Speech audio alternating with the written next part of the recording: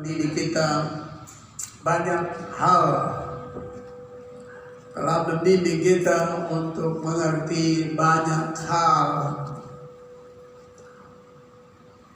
dan kita coba sejajarkan atau coba kita mengantar kepada peri rohani,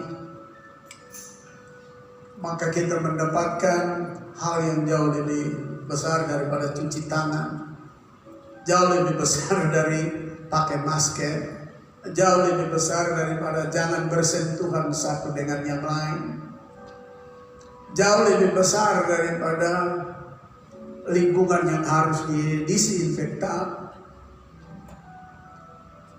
Yang saya maksudkan tentu Tuhan punya jauh lebih istimewa, sebab disinfektan hanya untuk waktu beberapa saat, seperti sebelum Bapak Ibu datang, kursi-kursi, pegangan-pegangan pintu, railing semua disinfektan. Tadi pagi 4 kali didisinfektan ruang ini dan tempat-tempat pegangan-pegangan pintu. Sebab kebaktian pertama sebelum dimulai disemprot, setelah selesai segera keluar disemprot lagi, kebaktian kedua selesai disemprot lagi, lalu kebaktian ketiga selesai disemprot lagi untuk kebaktian yang keempat. Sanitasi dan situasi menjaga kebersihan dan menjauhkan diri daripada virus dan bakteri begitu serius ditangani oleh dunia ini, maka dosa Yesus lebih serius menanganinya untuk menghapuskan, untuk melepaskan daripada kita. Karena virus dan bakteri hanya untuk beberapa waktu, tapi dosa, firman Tuhan bilang upah dosa itulah maut, sangat mematikan, sangat membahayakan. Berarti kita memiliki tingkat pembelajaran yang penting dari new normal life ini. Jadi bukan tangan saja yang dicuci, hati, pikiran, semua yang ada pada diri kita menyangkut relationship dengan Tuhan atau hubungan dengan Tuhan itu perlu dikuduskan dan disucikan. Lalu bersentuhan dengan dosa, dengan dunia ini perlu kita jaga jarak. Jadi kita dapat pelajaran-pelajaran penting ya. Kita perlu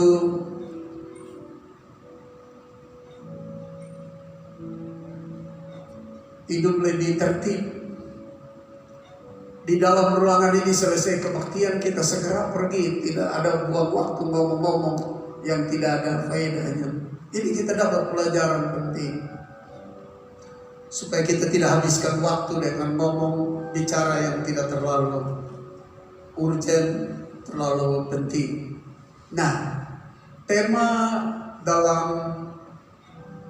tahun 2020 ini bagi 1 tahun perjalanan gereja kita adalah became everything change and change. Ia datang segala sesuatu berubah dan terus berubah. Maka dari tema umum ini saya mengambil sebuah topik pada hari ini, yaitu orang yang menjadi berkat dan memberkati adalah orang yang taat dan teguh dalam ujian. Hidup manusia, hidup kita ini adalah sebuah kehidupan yang diantar masuk ke dalam ujian, tantangan, himpitan, hambatan yang setiap hari baru dan tidak menjauh daripada manusia. Namun saya mengangkat topik bahwa orang yang menjadi berkat dan memberkati adalah orang yang taat dan teguh dalam ujian, atau di dalam tekanan, atau di dalam godaan, atau di dalam himpitan, atau di dalam pressure. Nah, kita akan melihat dasar firman Tuhan yang ingin saya coba bagikan kepada kita sebagai awal. Saya membaca apa yang ada di dalam Yakobus 1 ayat 12. Berbahagialah orang yang bertahan dalam pencobaan, sebab apabila ia sudah tahan uji, ia akan menerima mahkota kehidupan yang dijanjikan Allah kepada barang siapa yang mengasihi Dia. Jadi dari ayat ini Yakobus dipimpin oleh Roh Kudus untuk menulis, dan tulisan ini diwariskan kepada gereja, dan gereja itu adalah kita, di mana mengingatkan kita bahwa pencobaan-pencobaan, bahwa ujian-ujian itu selalu mendampingi kehidupan kita. Entah itu cobaan kecilnya, ujiannya kecil atau besar, selalu ada tiap hari. Dan semua cobaan dan ujian itu, kalau melihat apa yang Yakobus catat, adalah tujuannya we get crown of life, untuk mendapatkan mahkota kehidupan. We get crown of life, itu tujuan. Not we get crown of death, bukan untuk menerima mahkota kematian, tapi mahkota kehidupan. Yaitu bagi orang yang submit, yang tunduk dan taat dan teguh di dalam ujian. Tunduk taat kepada firman-Nya, teguh kuat di dalam menghadapi ujian, tantangan. Tidak bias ke kiri, tidak bias ke kanan, dia fokus kepada Tuhan. Nah, mulai Januari 2020, sebenarnya sudah dari Desember, maka itu disebut COVID-19. Dan sebenarnya dari 2019, tapi lebih makin memanasnya itu memasuki 2020. Kita masuk dalam ujian yang berat, kita masuk dalam pressure yang berat, kita masuk dalam tekanan yang berat, yaitu tentang soal virus corona atau coronavirus ini. Sampai orang di mana-mana gentar, takut. Orang di mana-mana mengurung diri. Orang di mana-mana takut keluar rumah. Semua, baik itu dunia, ruang lingkup dunia yang sudah maju, yang masih mulai maju, apalagi yang ada dalam ruang lingkup yang masih keterbelakangan, semua menghadapi satu ujian, satu tantangan yang berat. Tapi firman Allah berkata, berbahagialah orang yang bertahan, berdiri kokoh, stand firm, berdiri kokoh, stand firm, berdiri kokoh, tidak goyah, tidak undur dari Tuhan, tidak coba menyimpang, tidak coba bias pikirannya untuk meninggalkan Tuhan. Dia selalu bertahan, berdiri teguh di tengah pencobaan. Lalu dia, yang dimaksudkan dengan berdiri teguh dalam pencobaan itu, yaitu ingat akan firman Allah, pegang firman Allah. Jadi dalam pencobaan tidak lalu menganggap hari itu hari terakhir.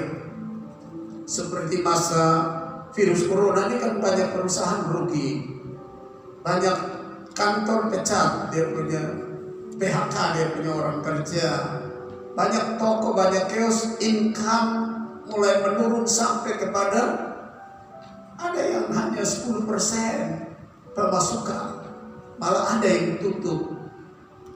Ojek online susah dapat muatan karena memang tidak boleh ada distancing di antara kita, ada jarak di antara kita, jadi tidak bisa muat orang. Lalu kita lihat berapa banyak orang stres, berapa banyak orang merasa seperti hidup ini akan berakhir. Sampai beberapa banyak orang di kalangan Kristen membuat berbagai penafsiran tentang akhir zaman. Coba mereka mengangkat keadaan virus corona dan cocok-cocokkan dengan ayat sana, ayat sini, kondisi ini, kondisi itu, tentang the Great Tribulation atau kesukaran besar. Lalu ada orang yang mulai menyiapkan diri dengan tidak berpikir secara arif dan bijaksana. Lalu mereka ada pada satu posisi, angkat tangan, lalu tunggu apa yang jadi, silahkan, sudah. Tapi firman Tuhan ini berkata sebenarnya berbahagia bagi orang yang dalam pencobaan, yang dalam tantangan, yang dalam himpitan, dalam ujian, dia stand firm, dia berdiri kokoh dan kuat, bukan pada kakinya tapi pada firman Allah. Jadi kalau pencobaan datang, dia ingat firman Allah. Oh, Rasul Paulus pernah kirim surat kepada jemaat di Korintus bahwa setiap pencobaan yang mendera kita tidak melampaui kekuatan kita, tetapi dengan pencobaan-pencobaan yang dikatakan pencobaan biasa itu akan kita mendapatkan jalan keluar sehingga kita akan cakap menanggungnya. Nah, kata cakap menanggungnya itu berarti pencobaan tidak pernah habis. Pasti ada lagi datang di depan kita, jadi kita cakap terus. Nah, ini yang disebut dengan stand firm, berdiri kokoh pada kebenaran firman Tuhan. Jadi Bapak Ibu, saudara-saudara yang saya kasih dalam Tuhan Yesus Kristus, ketika kita berdiri kokoh pada firman Tuhan, pada saat ada ujian, pada saat ada tantangan, kita taat kepada firman Allah dan tidak bias kiri dan kanan. Pertama dia bilang kita berbahagia, dan yang kedua kita bukan saja become happy atau be merry, bukan saja menjadi bahagia atau menjadi orang yang bersuka cita, but all of people where they stand firm, they become people where he receive crown of life. Mereka adalah orang-orang yang menerima bukan saja sukacita, berbahagia, tapi mahkota kehidupan. Nah, mahkota kehidupan ini itu bermakna begini. Lingkungan di sekitar kita mati, tidak berdaya lagi, tidak bisa bikin apa-apa, tapi kita memiliki daya hidup, kekuatan hidup, kemampuan hidup. Kalau kita memiliki itu, kita tidak akan menjadi orang yang akan hancur atau mati, karena power of life itu ada dalam kita, kuasa kehidupan itu ada dalam kita, menjadi mahkota kita. Sehingga walaupun ada sukar ini, sulit itu, tapi selalu ada terobosan untuk kelanjutan hidup ini, baik secara lahiriah, terutama secara rohani. Kita tidak akan guncang, kita tidak akan gentar. Oleh karena itu Bapak Ibu, saudara-saudara yang saya kasih dalam Tuhan Yesus Kristus, saya mau sodorkan kepada kita contoh-contoh para leluhur kita atau tokoh-tokoh di dalam Alkitab. Dan kali ini saya mau angkat beberapa tokoh yang kiranya kita bisa melihat bahwa mereka taat di tengah kesukaran, lalu mereka berdiri teguh di dalam ujian, jadi taat kepada firman Tuhan dan berdiri teguh di dalam ujian dan tantangan.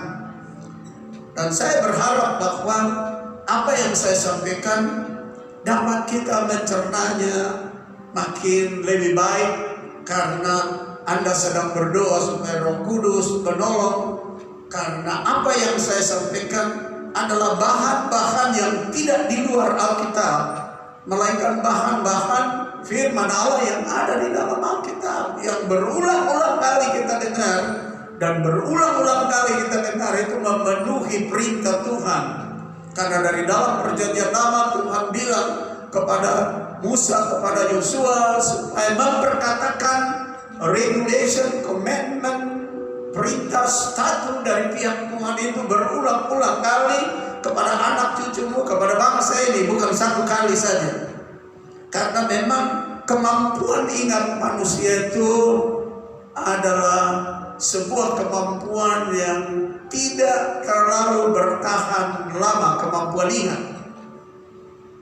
Contoh sederhana, kita dengar khotbah dalam gereja mungkin 3-4 jam, lalu kita bisa lupa apa yang disampaikan.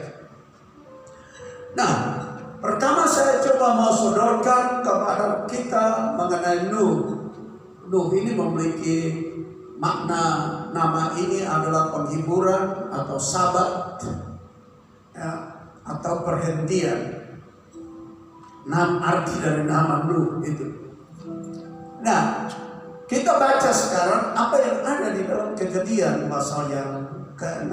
Saya baca dulu ayat 11. Adapun bumi itu telah rusak di hadapan Allah dan penuh dengan kekerasan. Allah menilik bumi itu dan sungguhlah rusak benar.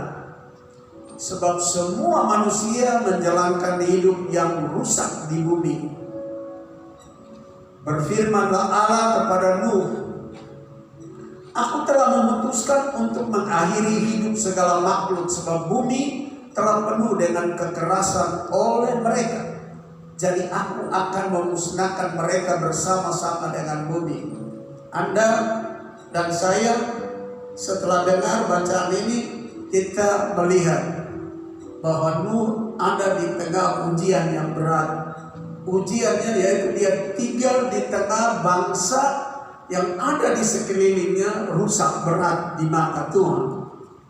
Dan di dalam sekolah teologi kita coba mengorek-ngorek, cari bukti, penulis-penulis yang sudah dahulu sudah mati, tokoh-tokoh reformasi, lalu mereka memberikan keterangan makna rusak itu artinya kehidupan amoral tinggi, percabulan tinggi, pembunuhan tinggi, tidak manusiawi tinggi, tidak menghormati satu dengan yang lain tinggi, merusak citra makna rumah tangga tinggi, semua tinggi rusak.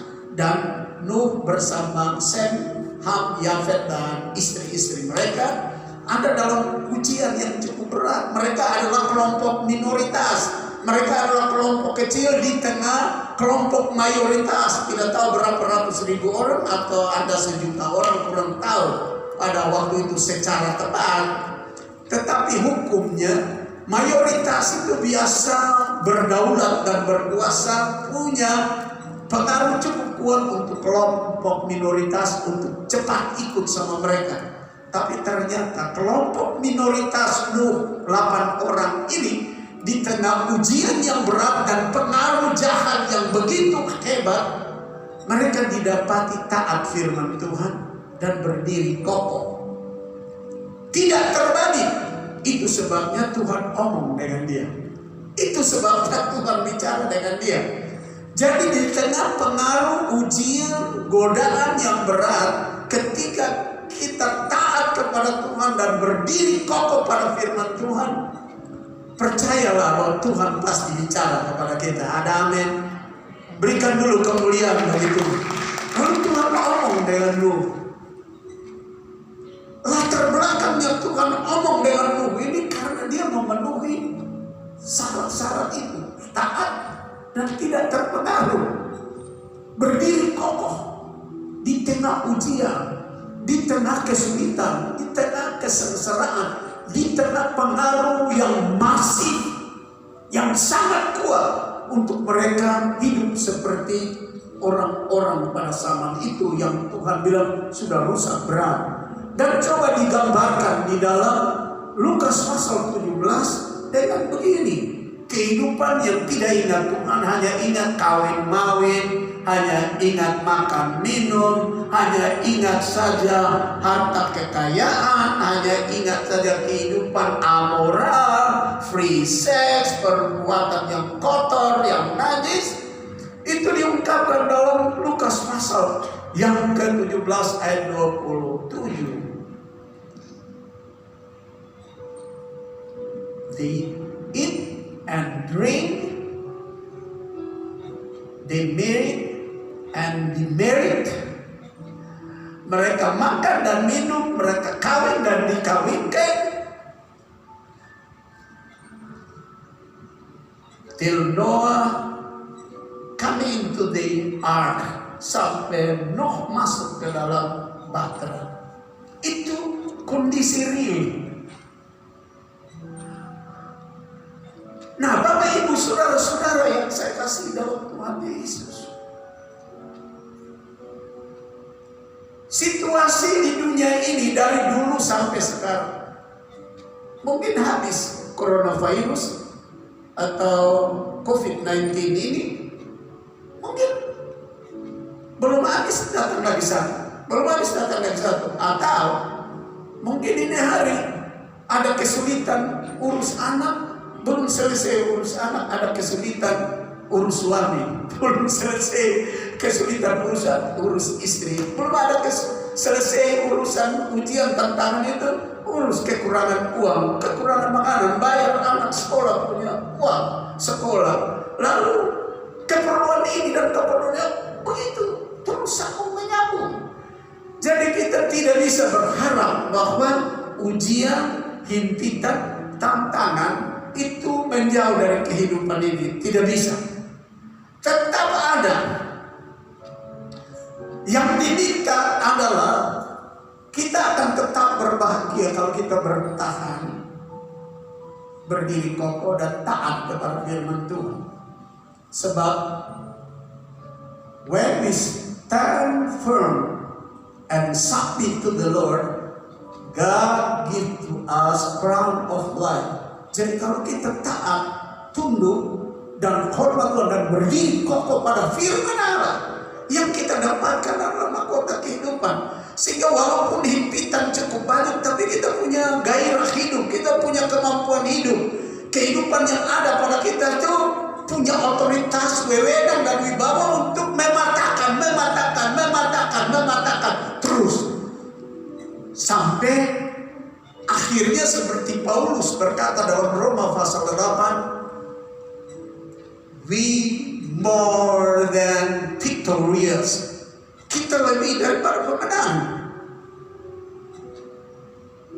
Dikatakan kita lebih daripada pemenang itu bukan berarti duduk-duduk diam-diam lalu menang. Mesti sudah bertempur atau berperang atau berkumpul. Kalau duduk diam-diam saja lalu berteriak, "Ya, saya lebih dari pemenang," apa yang lu lawan sampai lu katakan lu menang? Sama seperti cerita salah seorang teman misionaris dari Amerika waktu dia terbang dari Amerika datang ke Indonesia di atas pesawat Delta Air. Waktu terbang dari Hawaii lalu akan datang ke Indonesia, lalu akan terus ke Filipina, dan ada seorang petinju dari Filipina di atas pesawat itu. Lalu misionaris ini kenal sama, tahu sama dia karena misionaris ini cukup lama menjadi misionaris di Filipina. Lalu tahu, kenal dia. Lalu tanya sama dia, dengarnya lu menang ya, lu dapat uang miliaran. Bagaimana lu bertinju lalu lu menang? Dia bilang, tidak, waktu saya sampai di atas panggung, panggil dia punya nama, lawan tanding saya, ternyata dia sakit. Jadi saya menang tanpa bertanding. Lalu misionaris bilang, itu bukan lu menang, lu belum bertanding. Lu belum bertanding sampai tahu lu menang atau tidak. Itu bukan menang. Menang berarti pernah berperang lalu kalahkan musuh. Jadi lu dapat perdeo namanya, uang miliaran. Nah, saudara yang saya kasih, Roma pasal 8 mengatakan we more than victorious. Kita lebih daripada pemenang. Nah, itu berarti spiritnya, semangatnya hidup ini selalu berperang. Oleh karena itu Ayub juga bilang begitu, bahwa hidup ini selalu ada di dalam peperangan, ada dalam pergumulan yang berat, tidak habis-habisnya. Jadi Bapak Ibu Saudara-saudara, tak usah terlalu berpikir bahwa kita akan terlepas daripada ujian ini, tantangan ini, himpitan ini, dan pressure ini. Selalu ada. Hanya mari kita taat kepada Tuhan dan berdiri teguh pada firman-Nya. Maka kita akan mendapatkan crown of life, mahkota kehidupan. Artinya kita diberikan kemampuan kehidupan yang menaklukkan setiap godaan, menaklukkan setiap tantangan, menaklukkan semua cara iblis untuk menghancurkan kita. Jadi apa yang terjadi dalam awal 2020 ini memang mengguncangkan dunia. Apalagi kalau saudara nonton di YouTube, lalu mayat-mayat orang di Italia digusur pakai bulldozer saja, digusur, peti mayatnya ditolak ke lubang besar karena sudah tidak bisa ada atau prosesi pemakaman karena mati begitu banyak orang di Brasil, di Tiongkok, dan di mana-mana. Mengerikan. Tapi dengar firman Tuhan, di tengah ujian, tantangan, himpitan, kalau kita tunduk kepada Tuhan, kita berdiri teguh pada firman-Nya, kita mendapatkan mahkota kehidupan selama ada di atas bumi, dan terlebih waktu kita nyebrang ke seberang sana. Amin. Berikan dulu satu begitu. Nah, Bapak Ibu Saudara-saudara yang saya kasihi, kita lihat Nuh seperti itu. Di tengah kesukaran, kesulitan, dia tunduk kepada Tuhan, dia berdiri teguh pada firman Allah. Allah berbicara kepada dia, dan Allah berbicara kepada dia adalah untuk keselamatan sebenar seluruh negeri itu, membangun sebuah bahtera untuk keselamatan orang-orang itu. Tapi kita tahu alur ceritanya, sampai tinggal 7 hari air bah mau turun. Tuhan bilang sama Nuh, masih tinggal 7 hari. Dan itu kesempatan Nuh dengan anak-anaknya pergi undang semua orang. Ayo ikut kami masuk bahtera, ayo, ayo. Tapi tidak ada manusia yang dengar. Hanya yang dengar kambing, domba, burung, semua dengar jadi masuk ke dalam bahtera. Manusia tidak ada yang dengar.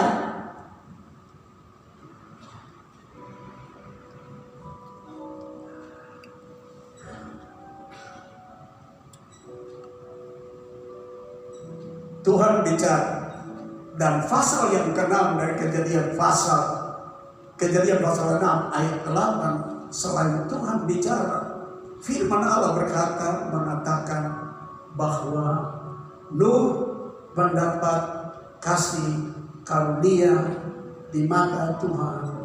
In the presence of the Lord, Noah had gift. Di hadiran Tuhan, di hadapan Tuhan, Nuh mendapatkan kasih karunia karena dia memenuhi syarat untuk dapat kasih karunia pada zaman sebelum Taurat. Ini zaman sebelum Taurat, bukan zaman Taurat. Sebab kita ada dalam pembagian Alkitab, ada zaman sebelum Taurat, ada zaman Taurat, ada zaman anugerah. Dan zaman anugerah itu zaman gereja sampai sekarang ini. Karena dia memenuhi persyaratan di tengah godaan, ujian yang berat, pengaruh dosa yang cukup kuat.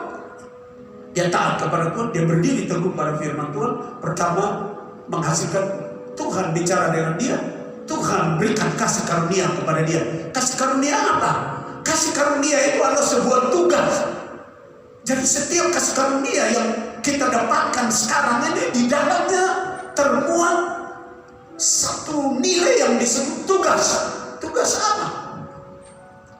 Dan kasih karunia ini bagi Nuh ini untuk melaksanakan sebuah tugas. Ialah pada saat Nuh bukan lagi muda, tapi Nuh lagi sudah umur lanjut 500 tahun. Sudah 500 tahun umur dia waktu itu. Sesuai dengan kejadian pasal 5 ayat terakhir atau ayat 32 yang berbunyi begini. Setelah Nuh berumur 500 tahun, ia memperanakan Sem, Ham, dan Yafet. Pada saat itu dia adalah orang yang mendapatkan apa yang disebut dengan kasih karunia pada umur 500 tahun.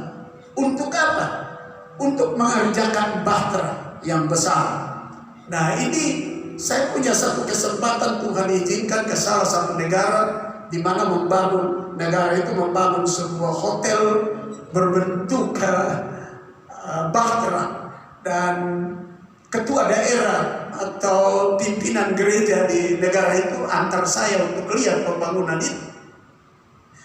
Pembangunan hotel yang berbentuk bahtera ini dibangun di tepi satu pantai yang bagus sekali, sehingga menjadi tempat wisata yang menarik di negara itu. Jadi waktu saya diantar pergi, jadi saya berdiri di pinggir pantai membelakangi hotel yang satu malam sekitar 6-10 juta rupiah harus bayar kalau orang nginap di situ. Lalu saya coba menggali informasi. Saya bilang, ini hotel ini dibangun berapa lama? Mereka bilang, ya 5 tahun. Lalu saya bilang, kira-kira berapa banyak orang yang mengerjakan ini selama 5 tahun? Dia bilang mulai dari perencanaannya, juru gambarnya, konsultan pengawasnya, mulai dari ada mencari insinyur yang kapabel untuk itu, lalu tukang-tukang, lalu peralatan-peralatan canggih semua. Orang-orang kira-kira hampir 1.700 orang kalau mau hitung jumlah orang yang ikut partisipasi membangun bahtera itu, hotel berupa bahtera itu. Lalu saya bilang, bangunnya cara bagaimana bentuknya? Oh, sesuai dengan apa yang Tuhan bilang sama Nuh, ukurannya segala macam. Jadi kita periksa tangganya, kita lihat segala macamnya. Bagus, mewah sekali. Lalu saya mulai pikir, Nuh waktu itu gergaji masih pakai batu, potong pohon masih pakai batu, semua masih pakai batu.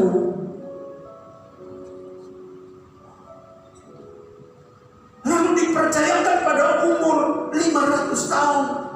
Dia berumur 500 tahun mulai dipercayakan dapat kasih karunia untuk bangun bahtera bagi keselamatan semua orang. Di tengah ujian yang berat, pengaruh yang berat, dosa yang begitu kuat,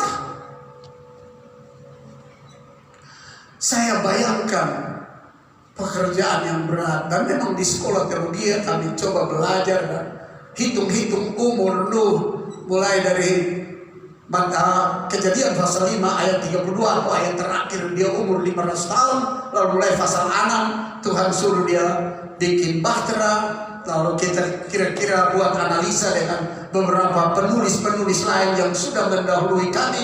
Kami baca-baca dan kami temukan kurang lebih mungkin dia punya anak-anak sudah berumur sekitar belasan tahun, mungkin sudah kawin, ada 18 tahun, 20 tahun, dan mungkin ada yang 16 tahun, mungkin Sem 20-an tahun, mungkin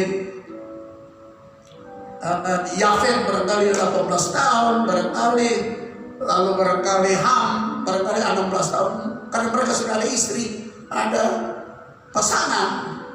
Lalu dihitung-hitung sampai kepada Nuh masuk bahtera. Bahtera selesai itu Nuh umur 600 tahun. Itu berarti kerja bahtera itu 80 sampai 90 tahun lamanya. Wajar dong. Tidak ada alat teknologi maju, tidak ada gergaji listrik, tidak ada sekap listrik. Mereka barangkali kalau sekap juga sekap pakai batu. Nah, Anda bisa bayangkan bagaimana cepatnya.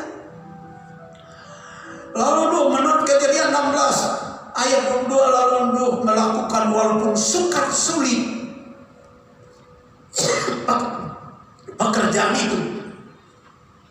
Nuh melakukan semuanya itu tepat seperti yang diperintahkan Allah kepadanya. Demikianlah dilakukannya walaupun sukar sulit. Tidak ada teknologi maju waktu itu dan alat-alat canggih waktu itu. Pasal 7 ayat 5. Lalu Nuh melakukan segala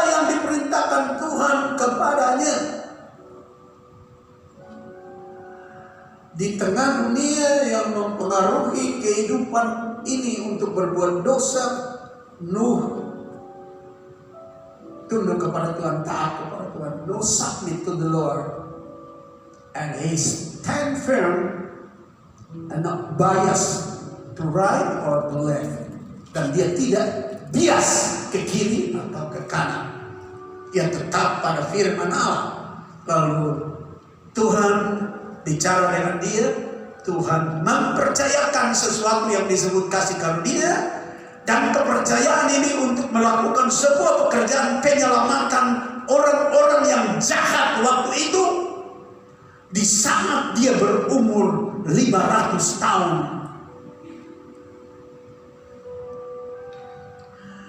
Dan kita lihat firman Allah berkata kepada kita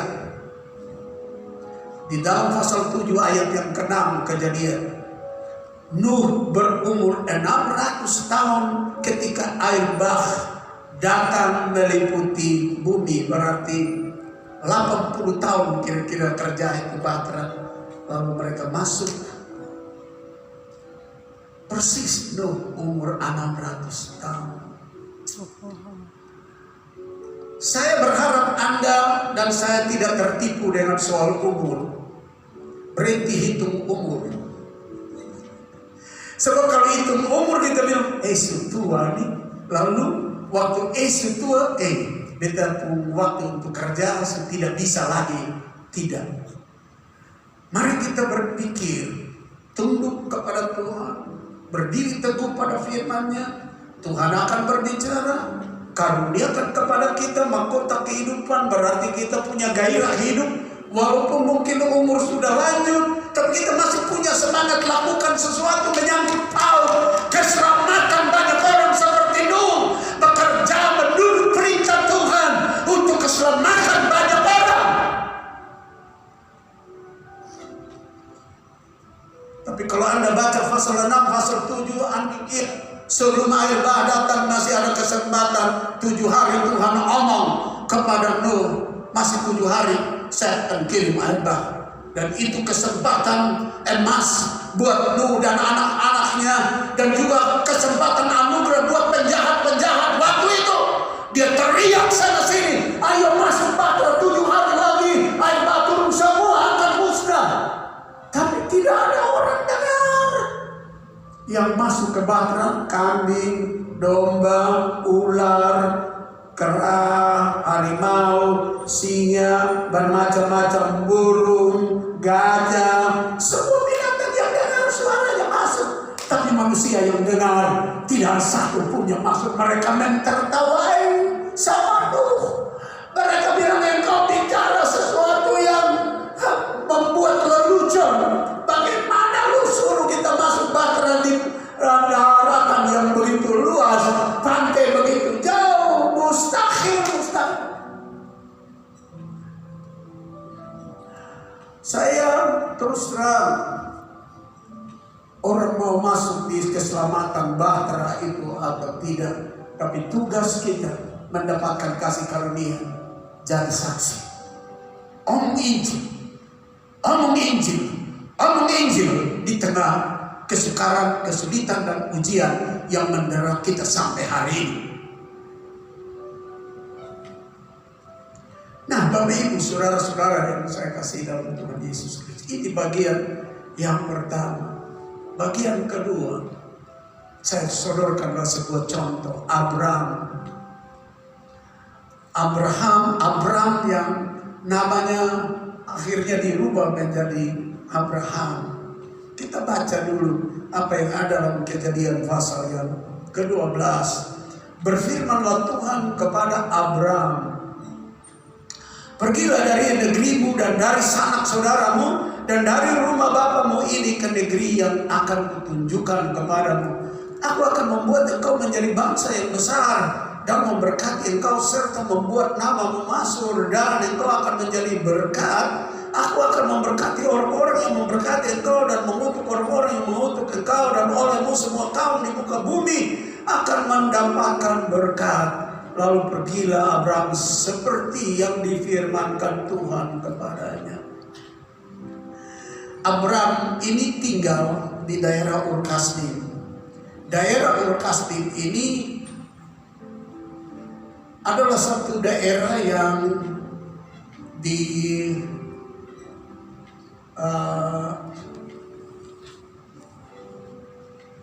atur dengan peraturan perundang-undangan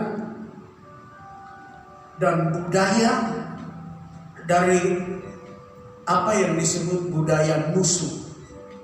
Budaya musuh ini sebenarnya orang kurang hormat Tuhan, sebab ada banyak penyembah berhala di sana dan ada banyak patung, ada banyak Allah di sana. Lalu perilaku manusia itu kanibalisme, lalu amoral, istrimu istriku, suamimu suamiku, ladangmu ladangku, pokoknya sudah tidak ada norma-norma yang baik di sana. Tapi di tengah keadaan yang rumit seperti itu, ada seorang yang nama Abraham yang hatinya taat kepada Tuhan, walaupun waktu itu dia belum kenal Yahweh, dia belum kenal Allah yang sebenarnya, tapi dia melihat matahari bulan, dia bilang ada orang yang nyetir bulan, ada orang yang nyetir matahari. Nah, orang di belakang matahari itu, di belakang bulan itu yang saya hormat. Dan mereka pikir dia menyembah bulan, menyembah matahari. Dan Tuhan lihat hati ini, Tuhan panggil dia tetap taat kepada Tuhan, tidak terbagi, tidak terpengaruh dengan budaya musuh di Ur Kasdim. Lalu Tuhan panggil dia lagi, dia taat lagi dalam perjalanan yang dia tidak tahu arahnya kemana, tujuannya kemana. Tuhan bilang keluar saja, nanti saya tuntun engkau. Dan itu ujian yang cukup berat, karena tidak ada kompas, tidak ada arah mau kemana. Tuhan bilang keluar saja, nanti saya yang tunjuk kau kemana. Dan itu ujiannya di tengah jalan untuk sampai ke tanah perjanjian, untuk sampai ke Israel, untuk sampai ke Betel dan Ai, lalu terus ke Hebron. Oh, itu perjalanan yang sangat susah pada zaman itu, saudara. Tapi ia taat kepada Tuhan. Di tengah kesukaran, dia berdiri teguh, fokus kepada Tuhan.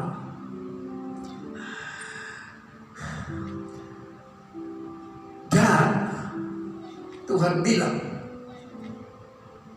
kalau engkau taat, engkau berdiri teguh pada firman-Ku, engkau ikut, engkau akan menjadi berkat. Engkau diberkati dan engkau menjadi berkat. Dan berkatnya bukan untuk keluargamu saja, bangsa-bangsa. Luar biasa. Jadi di tengah ujian, kalau kita tunduk kepada Tuhan, berdiri kokoh pada firman Tuhan, kita diberkati. Bukan cukup uang untuk kita saja, tapi kita akan tolong orang lain. Sebab bagi bangsa-bangsa, hidup kita ini diberi kesempatan umur panjang untuk memberkati bangsa-bangsa.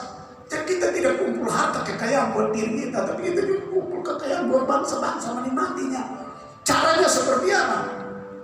Kalau Anda kirim dana kepada pekerjaan misi dan misionaris kita, tahun ini kita kirim lagi 2 pasangan suami istri, satu ke Taiwan, lalu satu ke daerah Eropa Timur. Kan kita sudah punya 2, satu di Jerman, satu di Tiongkok. Tahun ini 2 pasangan suami istri semua berlebaran jadi misionaris. Kalau kita bantu sama mereka, kita sedang jadi berkat bangsa-bangsa. Ini contoh sederhana. Dan yang pergi ini semua anak-anak muda, pasangan muda, suami istri muda, yang sebenarnya mereka bisa bekerja di Indonesia dan dapat uang cukup banyak karena mereka punya keterampilan, keahlian tersendiri. Mereka punya expert tersendiri, mereka punya keahlian tersendiri.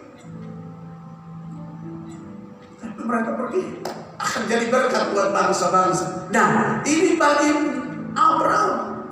Lalu setelah janji ini Abraham keluar, lalu tiba satu saat. Saya baca ayat-ayat berikutnya. Dalam pasal 17 ayat 5, tiba satu saat setelah Tuhan melihat dia punya ketaatan dan berdiri kokoh teguh, dia bilang, Abraham, hari ini engkau tidak boleh nama Abraham lagi, engkau nama Abraham. Sedangkan Abraham itu artinya Bapa yang mulia.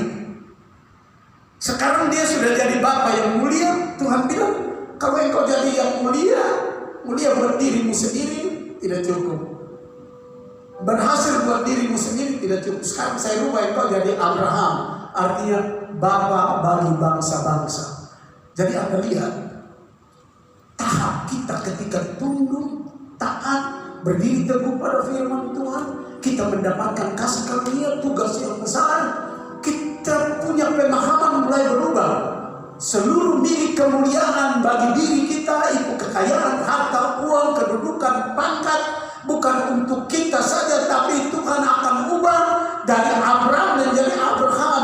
Harus jadi bangsa, memberkati bangsa-bangsa. Sekarang bukan Abraham Bapa yang mulia saja, tapi Abraham Bapa bagi bangsa-bangsa. Kemuliaanmu share kepada bangsa-bangsa, kekayaanmu share kepada bangsa-bangsa, kepintaranmu share kepada bangsa-bangsa.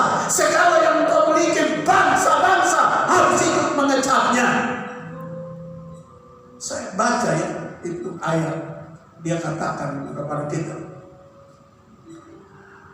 Karena itu namamu bukan lagi Abraham, melainkan Abraham, karena engkau telah kutetapkan menjadi bapa seluruh sejumlah bangsa besar. Terjadi sebuah perubahan yang Tuhan tanam di otak Abraham, di hati Abraham. Oh, saya sudah mulia dengan mendapat kasih karunia. Ternyata itu bukan buat diri saya, tapi buat bangsa-bangsa. Sebab tidak lama saya mati, lalu saya tidak bawa apa. Tapi selagi aku hidup, aku bisa menjadi berkat bagi bangsa-bangsa. Oh, haleluya!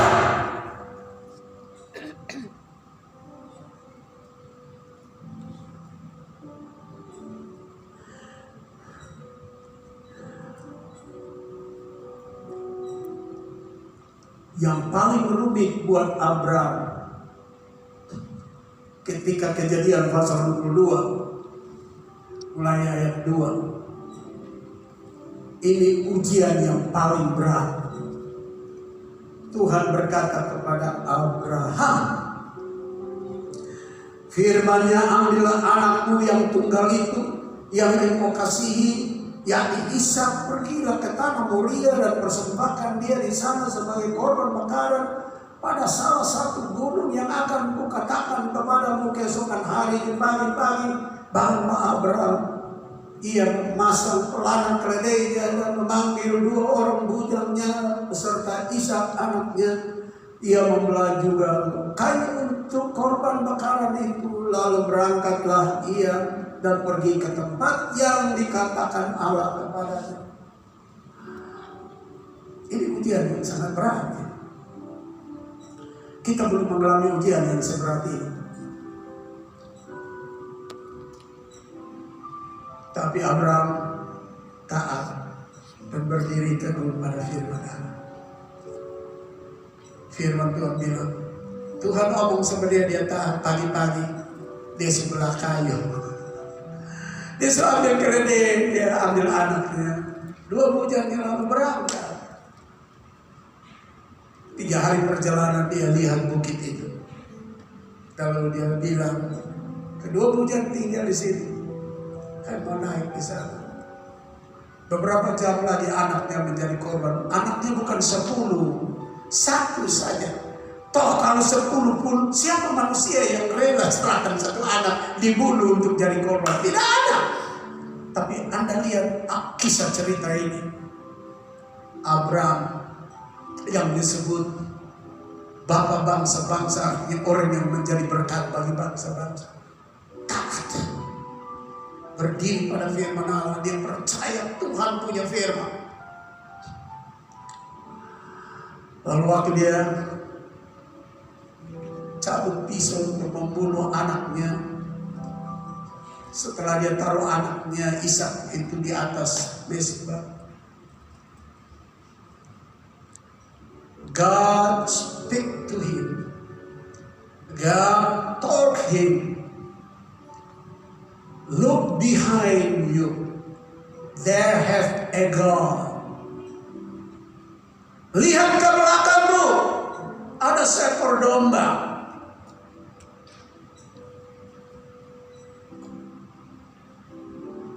And lost your son. Lepaskan anakmu. Dan dia pergi ambil domba itu dan ganti anaknya.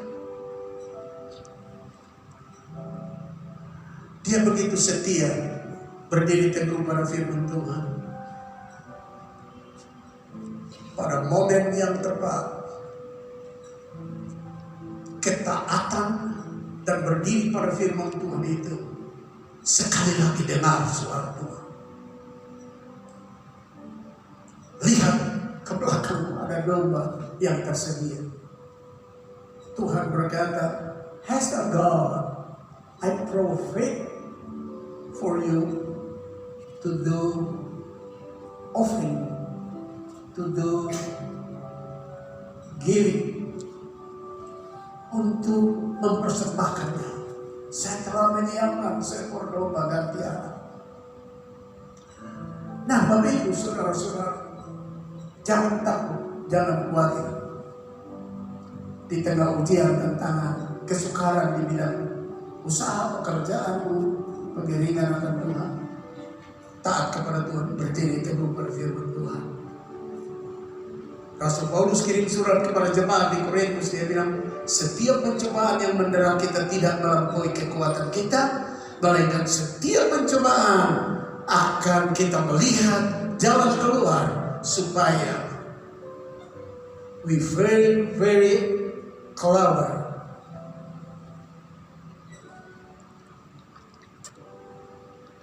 to doing everything where temptation comes. And we have way out every day. Jadi pencobaan tidak melampaui kekuatan kita. Pencobaan adalah sesuatu yang membuat kita melihat jalan keluar dan kita makin cerdas. Kita makin pandai untuk melihat kelepasan dan kita pandai menanggungnya. Kata pandai, cakap menanggungnya itu berarti habis ini ujian, habis ini pencobaan, masih ada lagi cobaan lain. Kita makin pandai. Nah, Bapak Ibu, saudara-saudara yang saya kasih dalam Tuhan Yesus, itu sebabnya Abraham disebut dengan Bapa memberkati banyak bangsa dan sahabat Allah. Dia disebut Bapa banyak bangsa dan sahabat Allah. Kita kembali kepada Matius pasal 1 dalam genealogy of Christ, dalam silsilah mengenai Kristus. Abraham pada titik panas penting, hot point, very urgent before Christ come. Jadi dia ada pada titik yang penting, sebab dari dia ada deskripsi sebelum Yesus lahir sampai kepada Yesus lahir. Dan Yesus lahir, dia menjadi berkat bagi bangsa-bangsa, keselamatan bagi bangsa-bangsa, memberkati kita bukan saja usaha pekerjaan secara sekuler, tapi sampai nyawa kita pun ditebus dan diselamatkan. Sesuai yang dikatakan kepada Abraham, engkau akan jadi berkat bangsa-bangsa, keturunanmu, generasimu, karena engkau tunduk dan engkau berdiri pada firman Allah. Dan itu dibuktikan sampai Yesus. Dan hari ini kita ikut diselamatkan, kita ikut dimerdekakan, kita menikmati berkat itu. Lalu Abraham disebut sahabat. Menurut Yakobus 2 ayat 3 dia bilang, dengan jalan demikian genaplah nasi yang mengatakan, lalu percayalah Abraham kepada Allah, maka Allah memperhitungkan hal itu kepadanya sebagai kebenaran. Karena itu Abraham disebut sahabat Allah. Aduh, kalau saudara sahabat baik dengan Pak Gubernur, saudara bangga luar biasa. Pasti saudara bercerita kemana-mana bahwa saudara pun tanam baik Pak Gubernur. Tujuan ceritanya supaya orang tahu bahwa yang backing saudara, yang sahabat saudara itu bukan orang kecil, dan jangan main-main dan beta. Apalagi kalau sudah bersahabat dengan jenderal berbintang 2 atau bintang 3. Kemarin beta pilih Pak Jenderal ini, dia panggil beta untuk sama-sama dengan dia pergi sini. Maksud cerita itu apa? Sebenarnya mau bilang, lo jangan ganggu beta ya. Di belakang ini jenderal 3 bintang atau 2 bintang. Kita sebangga, kita lubang hidung tak buka, tak lebar. Kita jalan dulu dada kecil, sekarang dada tak buka besar. Bangganya luar biasa kalau ada orang besar jadi sahabat kita. Kita lupa kalau Bapa di surga yang kita hitung dia pun bintang bukan 4, bukan 5, tidak bisa hitung di langit. Dia Bapa yang menyebut kita sahabat. Apa yang kita takutkan?